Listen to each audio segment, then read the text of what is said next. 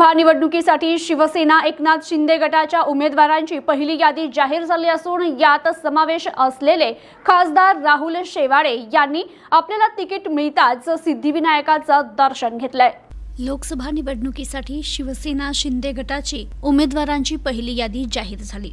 यात शिवसेना शिंदे गटाचे लोकसभेतील गटनेते खासदार राहुल शेवाळे यांना पुन्हा एकदा मुंबईतील दक्षिण मध्य मुंबई लोकसभा मतदारसंघातून उमेदवारी जाहीर करण्यात आली। महायुतीचे उमेदवार राहुल शेवाळे यांनी उमेदवारी जाहीर झाल्यावर मुंबईतील प्रसिद्ध प्रभादेवीच्या सिद्धिविनायक मंदिरात जाऊन गणपतीचं दर्शन घेतलं। तर यावेळी सिद्धिविनायकाच्या आरतीमध्ये देखील ते सहभागी झाले होते। छत्रपती शिवाजी महाराज यांची जयंती आणि संकष्टी चतुर्थी या शुभ मुहूर्तावर महायुतीचा उमेदवार म्हणून संधी दिल्याबद्दल मुख्यमंत्री एकनाथ शिंदे आणि महायुतीच्या सर्व वरिष्ठ नेत्यांचे आभार मानतो।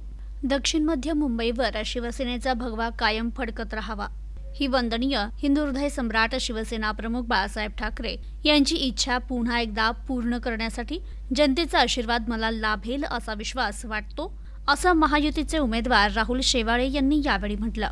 प्रतिनिधी अनुभव भागवत, न्यूज टुडे 24 मुंबई।